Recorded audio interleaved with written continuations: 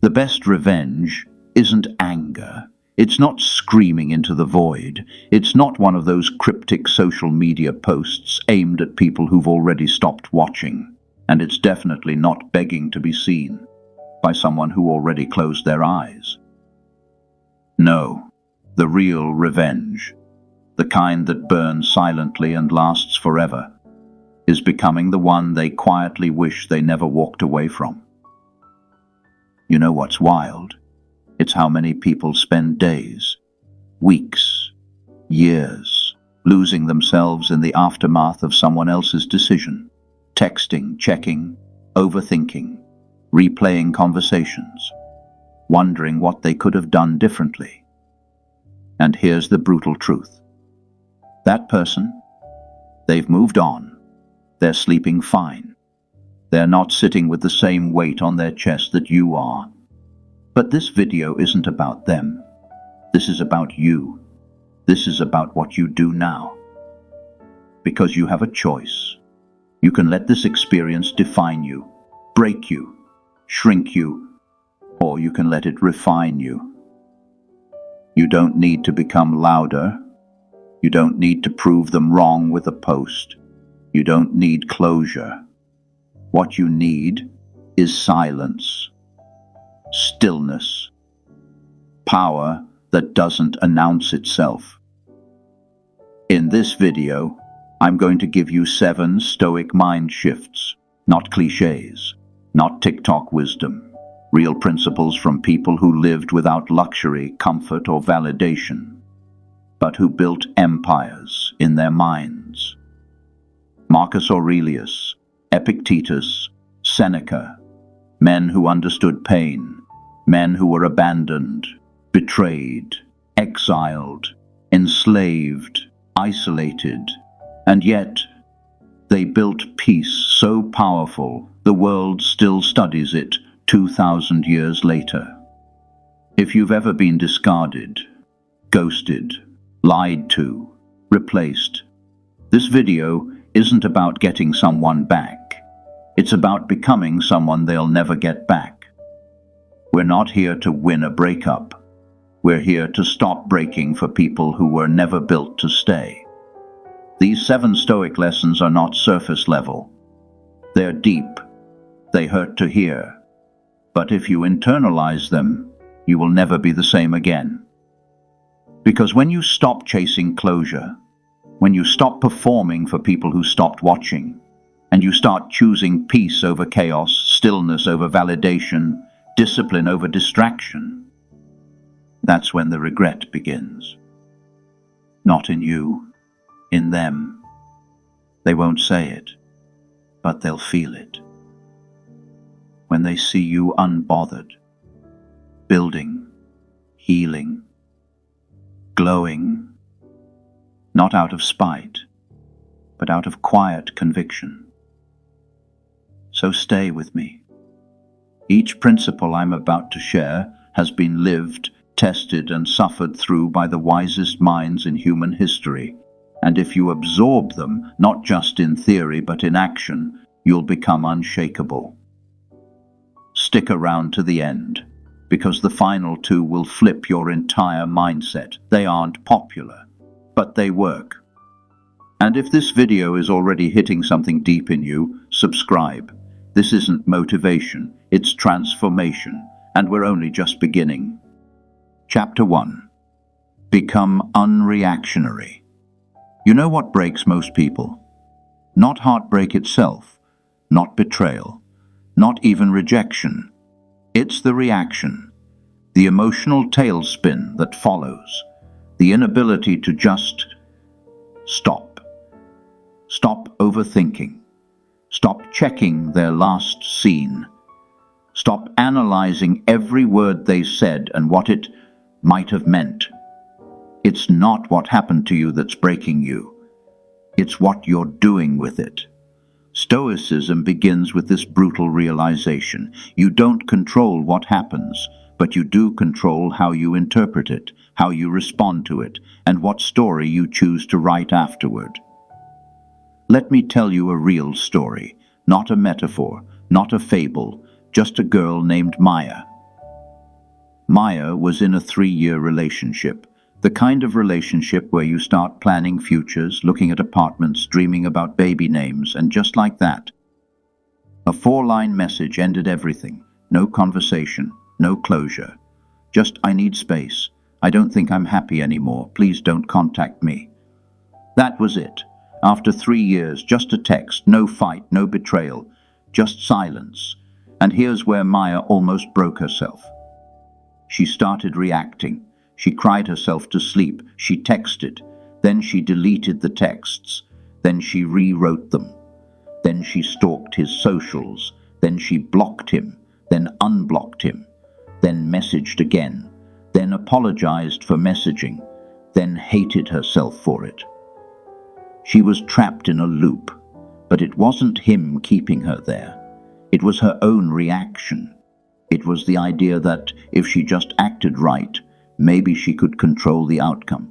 Maybe she could reverse it. Maybe if she just said the right words, he'd come back.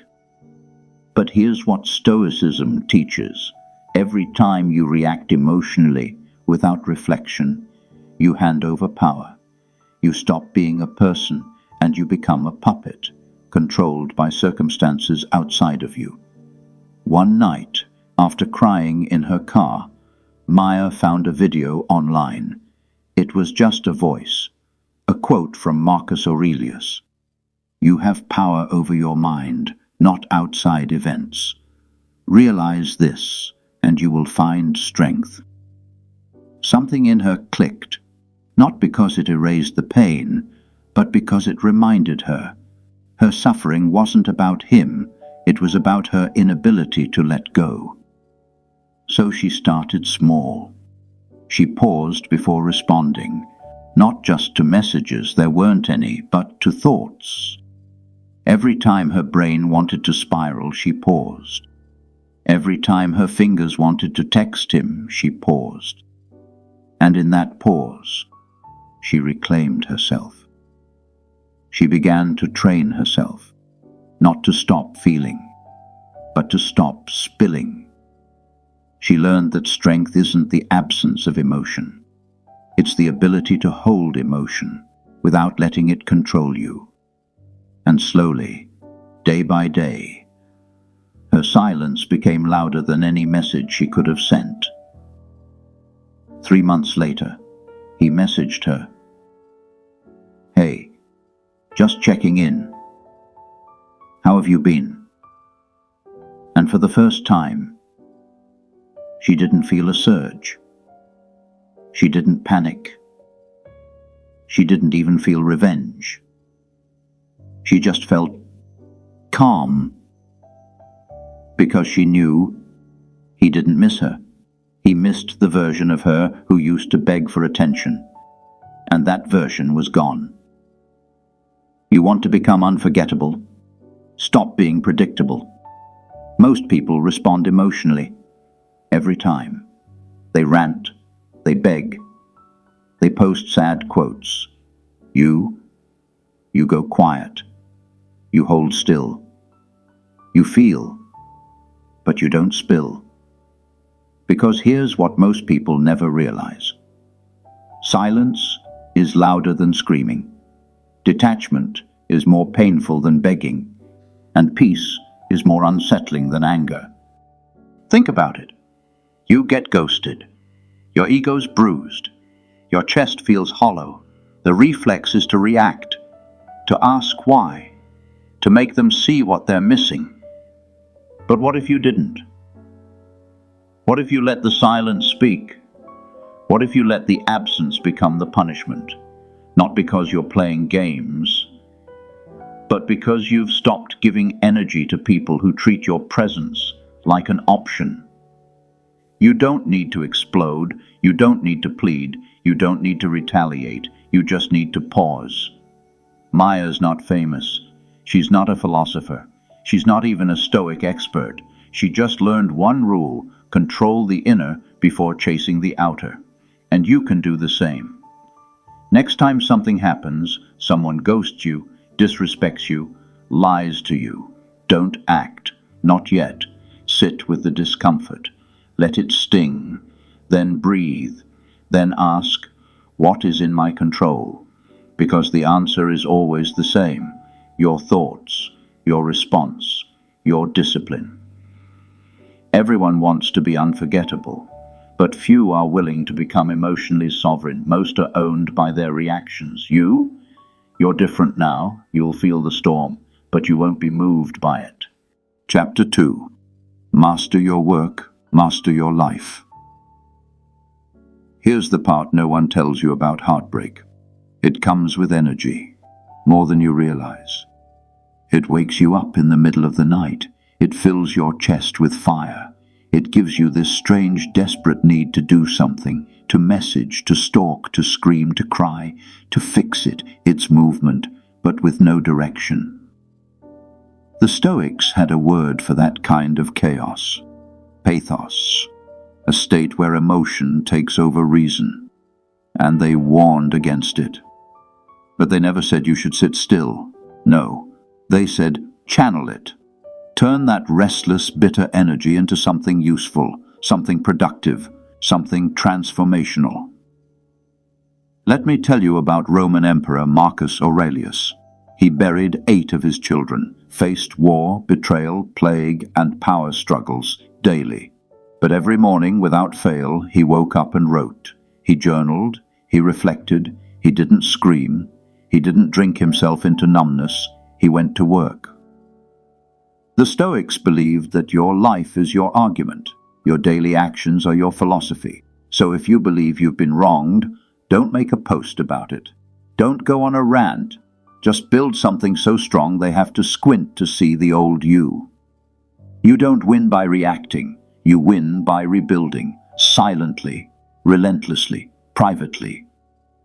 Take your pain and give it a job. When they leave you, your schedule should be full, not with distractions, but with discipline. You're in the gym, you're learning a language, you're rewriting your resume, you're running miles while they scroll reels, you're becoming sharper, calmer, harder to replace. Not because you want to prove a point, but because your life needs no explanation. It speaks for you. Remember, don't post it, be it. If you're working on something valuable, no one needs to know until they can't ignore it. Build a routine they can't interrupt. Become so consistent, your absence becomes louder than your presence ever was. I want you to meet Elijah. Fresh out of college, mid-20s, he was in love, gave everything, time, money, dreams, and then one day his girlfriend left him for someone older, wealthier, said she needed someone who was already established. It wrecked him. He wanted to prove she made a mistake. His first instinct: revenge glow up, new clothes, gym selfies, fake laughs in bars, loud online presence, but nothing changed inside. Then he remembered something his uncle told him once. If you ever want to silence someone, don't respond. Become better in ways they'll never see coming. So Elijah went dark, not in a bitter way, in a focused way. He blocked time every morning. No distractions, no social media, just work. He learned how to code, built a business from scratch, took control of his health, studied philosophy, not just Stoicism, but anything that made him stronger on the inside. 1 year later, he wasn't louder. He was quieter but stronger, healthier, wealthier, centered. She reached out again. This time she used the classic line, "You seem different. I always knew you had potential." But he didn't respond, not out of spite, because he was busy. Too busy working on himself, too busy protecting his peace, too busy building a life where he didn't need to explain his glow because it was unmistakable. Listen, when someone leaves you, you don't chase them, you chase discipline. You want to be the one they regret losing, then give them something to regret, not out of performance, out of principle. Here's what you do. Block time daily, even just 90 minutes. Choose one domain, career, body, mind, skill, and go deep. Turn your notifications off, turn your emotions into energy, and just build. brick by brick. You don't need motivation. You need a system. When your hands are busy building, your heart stops begging. This is duty over distraction. You're not reacting to life anymore. You're shaping it. They left? Let them. But let them leave behind the old you. Let them come back one day and realize you didn't move on. You moved up. Your focus, your consistency, your discipline. That's the echo they'll hear, long after your name stops showing up in their feed. Chapter 3. Protect your dignity. Some people don't walk away from you. They just stop showing up, quietly, slowly, like a dimming light, until one day they're gone.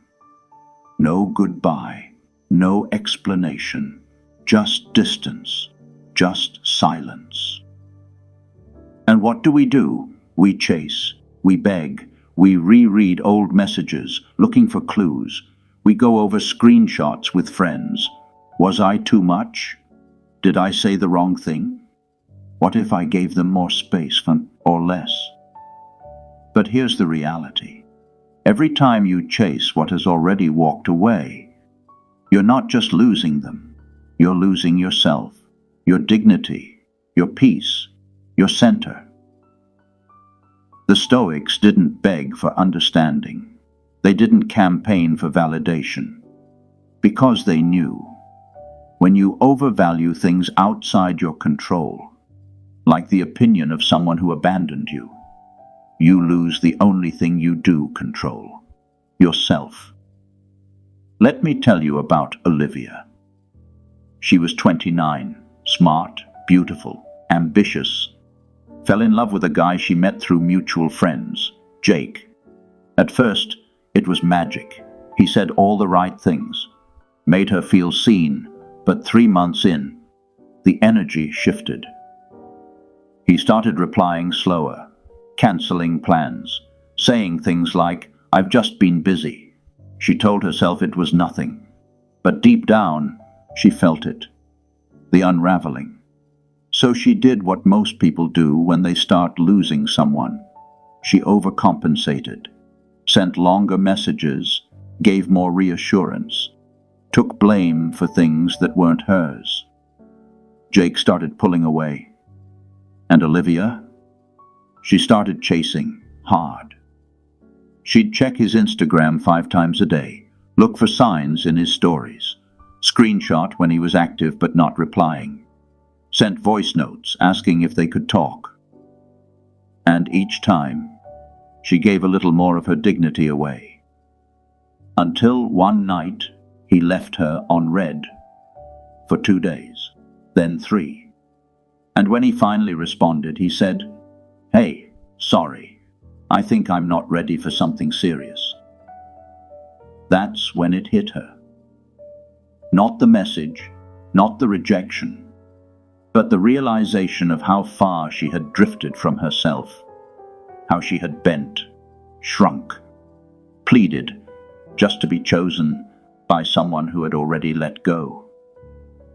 That night, she deleted the thread, not out of anger, out of clarity. She realized something most people never learn. Chasing doesn't bring people closer. It just makes you disappear. You become smaller with every unanswered text. You become quieter with every time you justify their neglect. You teach people how to treat you by how you treat yourself. Olivia stopped reaching out. She stopped checking if he viewed her stories. She made one quiet decision. I will never again beg to be respected. And that was the moment she started coming back to life. You see, we've confused detachment with indifference. But Stoicism teaches the truth. Detachment is not coldness, it's clarity. It's refusing to tie your worth to someone else's inconsistency. It's not that you don't feel, it's that you refuse to keep bleeding for someone who's already walked away. So let me ask you something. Who are you giving your dignity to right now? Who are you performing for? Who are you checking on without checking on yourself? Because every time you reread that message, every time you stalk their stories, every time you write the text and delete it, you're not just reacting, you're rehearsing the role of someone who doesn't feel worthy of peace. It ends now. Not with an outburst, not with a dramatic post, just silence and standards. Create rules for how you're treated and enforce them quietly. Don't respond to breadcrumbs. Don't explain why you're walking away, just walk. Unfollow without a farewell tour. Block, not out of spite, but out of respect. You don't need access to people who keep proving they don't know how to handle it. Respect starts where explanation ends. You're not going to argue for your value anymore. You're going to embody it, quietly, consistently, completely. And the truth is, they may never regret losing you, but that doesn't matter. Because the person you're becoming, you won't regret saving them. Your dignity is not up for negotiation. Chapter 4. Control your narrative. They didn't break you, they simply revealed a chapter you had outgrown. Here's what most people never understand. What happens to you is only part of the equation. What you call it, how you frame it, is everything else. You could look at that breakup as rejection. You could label their silence as abandonment. You could carry the shame like a backpack filled with bricks. Or you could call it a redirection, a course correction, a necessary void that made room for your rise. Man is disturbed not by things, but by the views he takes of them. Epictetus. And that quote, it's not just something you tattoo on your arm or post under a sad selfie. It's a blueprint for freedom. Let me tell you a story. A real one. Michael was 26. She left him suddenly. After 5 years. They were planning a life together. Then one night it ended with, "I just don't feel it anymore." No infidelity, no major fight, just cold distance.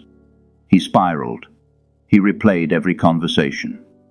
Checked her socials at 3 a.m., analyzed every like, every unfollow, every picture of her new life. He nearly quit his job, stopped going to the gym, felt like a shadow of who he used to be. Until one night, something shifted. He found himself journaling instead of texting. No more "why did she leave?" Instead, "what did this ending make possible?"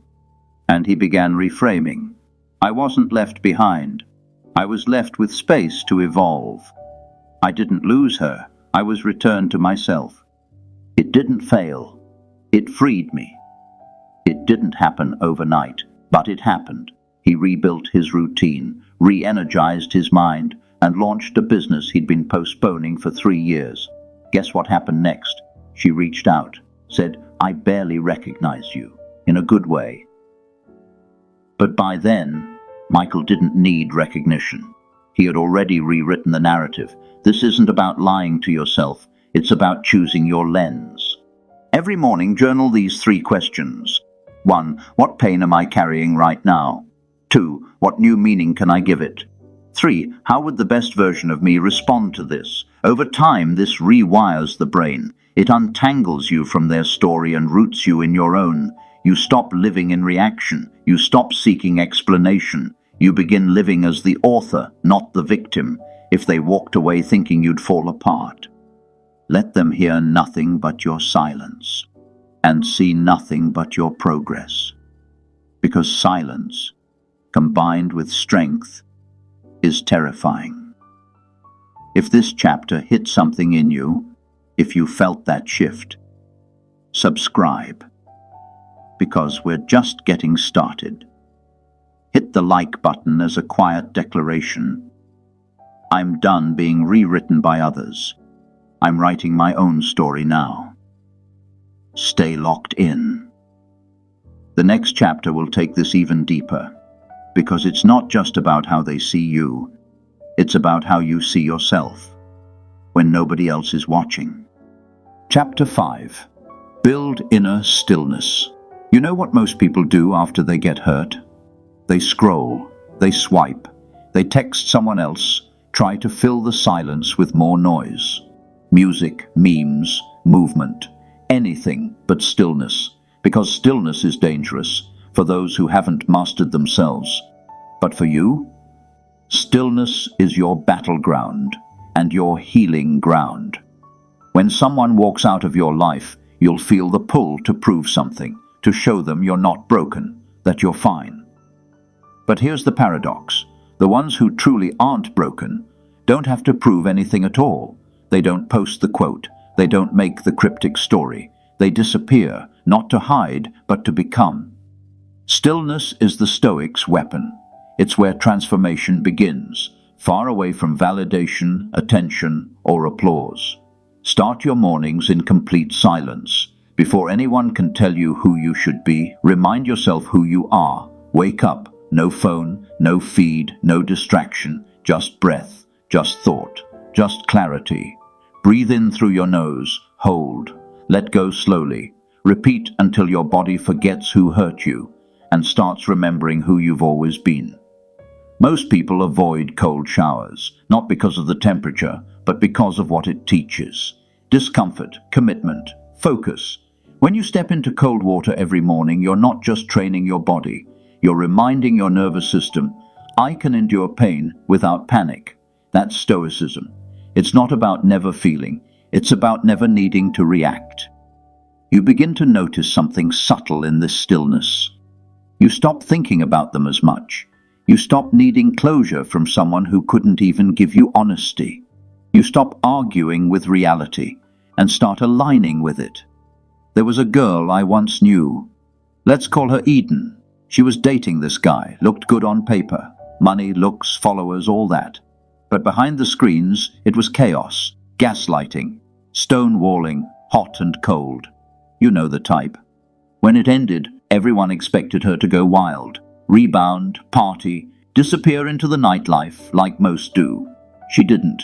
She started waking up at 5 a.m., took a month off Instagram, learned how to box, read Meditations by Marcus Aurelius cover to cover, twice. And the most powerful thing, she didn't make it public, not once. 6 months later, he reached out. You've changed, he said. You're glowing. But she didn't reply. She didn't need to. She had outgrown the apology because she had mastered the silence. Stillness isn't just about peace. It's about power. When they can no longer read your emotions, when they realize your silence isn't sulking but sacred, that's when they start missing you. Because you became the kind of person who doesn't need anyone to feel whole. Practice this daily. 1. Morning stillness, 5 minutes. Before anything else, sit in silence.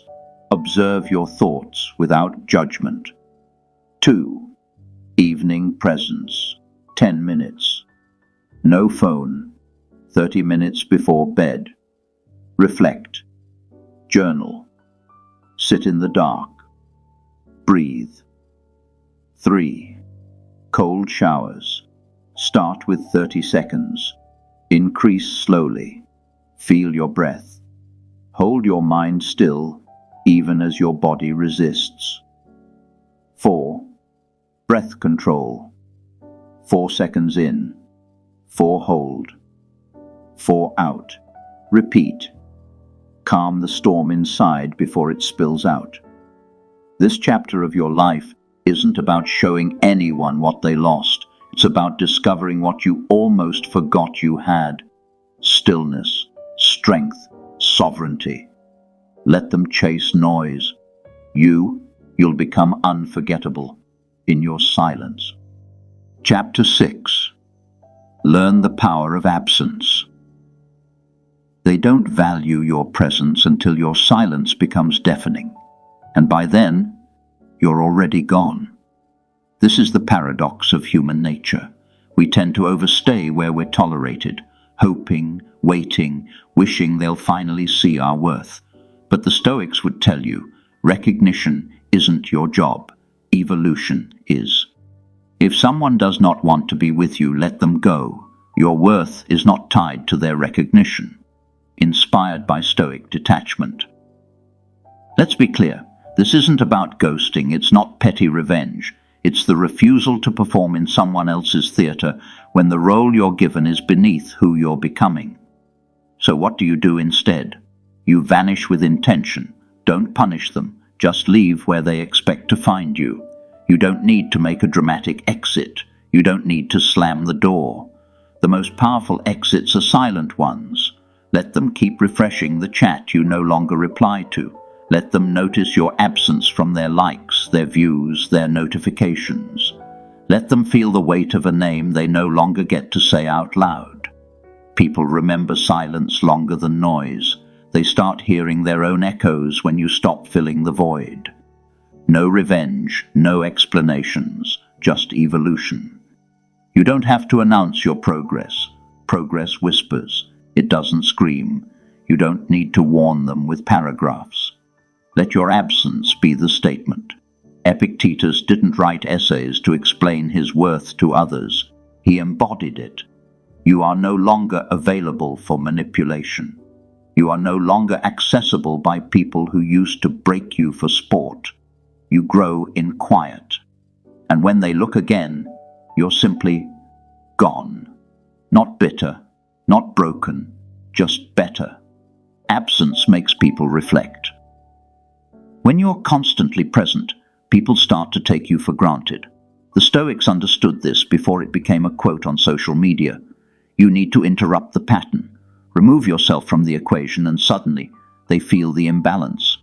But the point is not to make them miss you. The point is to reclaim your dignity without needing anyone to acknowledge it. You don't disappear because you're weak. You disappear because you finally realize you don't belong where you're not chosen. Practice. 1. Remove digital traces. Not for drama, for discipline. Unfollow quietly, block if necessary. Delete conversations that keep reopening wounds. Unsubscribe from their life like you're canceling a subscription that no longer brings value. You don't need to watch someone who forgot how to watch over you. Your peace is expensive. Stop giving discounts. 2. Live quietly. Live meaningfully. While they're refreshing their feeds, searching for reactions, you're building. You don't need an audience to evolve.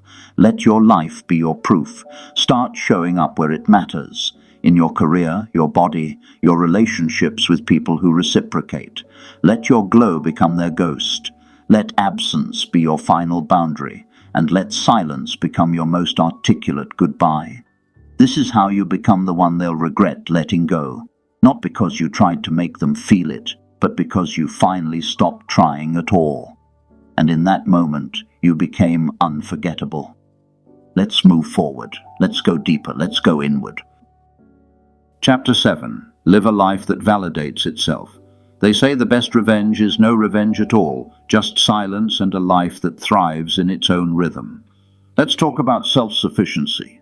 Not the loud kind that screams, "Look at me," but the quiet kind, the kind that feels like peace, the kind that builds a life so grounded, so rich, that no one's exit feels like your downfall. Because here's the truth.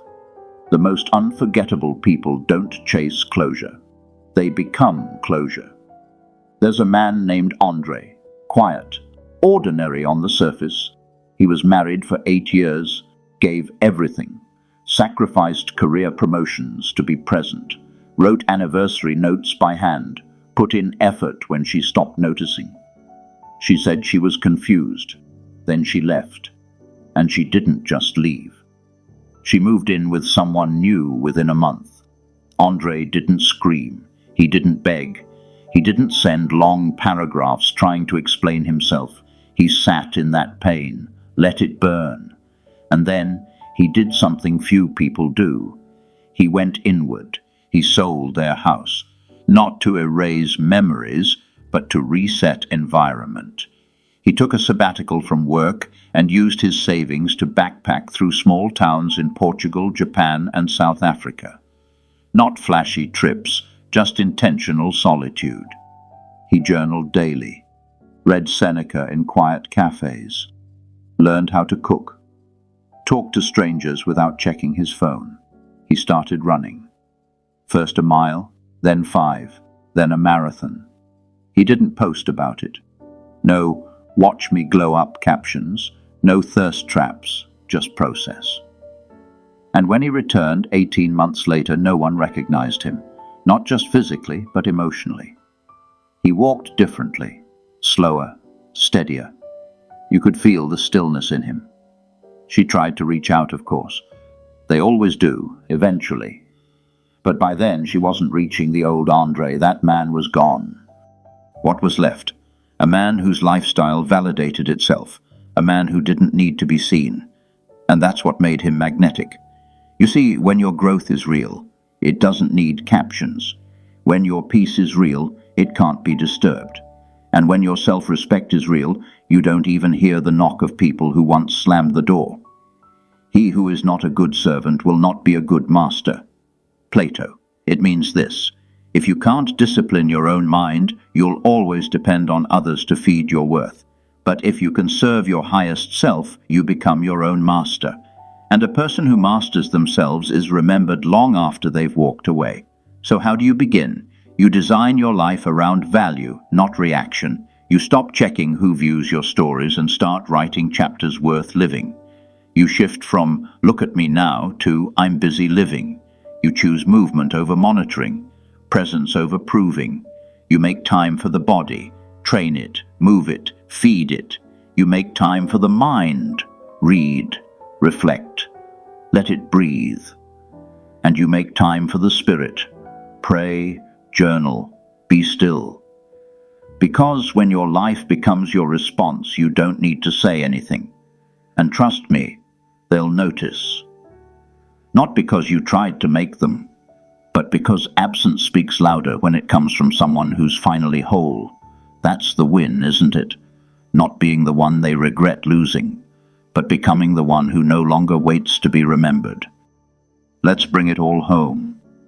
You came into this video with pain, or confusion, or maybe you just felt that familiar ache of being unseen, unvalued, maybe even discarded.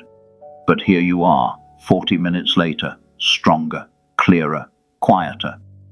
Let's walk through everything you've absorbed, not just as information, but as transformation. 1. Become unreactionary. You learned that control over your emotions doesn't mean suppression. It means understanding that your peace is not up for negotiation, that your reactions don't belong to them, they belong to you. You don't win by exploding. You win by remaining grounded when everything tries to pull you off center. You no longer react to the storm. You become the eye of it. 2. Relentless self-improvement. You committed to evolving, not to prove your worth to anyone else, but because it's who you are now. Reading, lifting, learning, healing. You are a project without a deadline, a book that's never finished. The version they knew isn't even alive anymore. You're not improving to get them back. You're improving so they can never have you again. 3. Protect your dignity. You no longer argue to be understood. You don't beg for clarity. You don't shrink yourself to be palatable. You learn to walk away with your spine straight and your silence intact. That's what Stoic dignity looks like. You now understand, if it costs you your peace, it's too expensive. They may have expected chaos when they let you go. Instead, they saw poise. That's unforgettable. 4. Control the narrative. You've taken your story back. You're not the one who was abandoned. You're the one who was redirected, upgraded, liberated. You're no longer replaying what they did. You're rewriting how it made you. Every time you journal, every time you reflect, you shift the meaning from pain to power. And that narrative is yours alone to tell. 5. Build stillness. Stillness isn't weakness. It's what makes you radiate. You stopped broadcasting your struggle. You started building in silence. You became the type of person who doesn't need to be loud to be felt.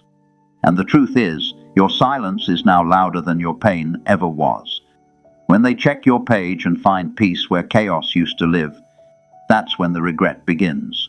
6. Withdraw strategically. No anger, no revenge, just absence. You didn't punish, you didn't retaliate. You simply vanished from where they used to find you. And in that void, they heard everything. They heard the echo of what they took for granted. They heard the silence of someone who no longer needs to be noticed, to be powerful. You didn't disappear. You evolved. 7. Live a life that validates itself. You stopped performing. You started becoming. You're no longer concerned with proving your value. You're living it. You've built routines that nourish you, relationships that respect you, dreams that don't require applause. You stopped needing validation because you became the validation. You became the one who doesn't post revenge. You post progress. You became the one who doesn't chase closure. You are the closure. You became the one who doesn't need to be remembered, because your growth does it for you. And now, a final word. They may never say it. They might not text it, or confess it, or even admit it to themselves. But one day, maybe in a moment of stillness, maybe when they're scrolling late at night, maybe when they see someone who reminds them of you, but doesn't carry your depth, they'll feel it. They'll feel the absence of the person they thought would stay the same forever. They'll feel the sting of what they let slip through their fingers. And by then, it won't matter, because you'll be gone, not bitter, not broken, but rebuilt. You'll be someone they recognize, but can't reach. You'll be someone they miss, but can't message. You'll be someone they regret, but can never reclaim. Because you, my friend, have become the one they'll regret letting go. If something in you shifted today, if you felt seen, if you felt called, if you felt reminded of the strength you'd buried, then let this video be your line in the sand. Click like, not for me, but to mark this moment for you. Subscribe, because this is not a one-time fix. It's a lifestyle, and we're building it together. And drop a comment that declares your next chapter. I'm becoming the one they'll regret losing, because you are, and the world will feel it, quietly, powerfully, unforgettably.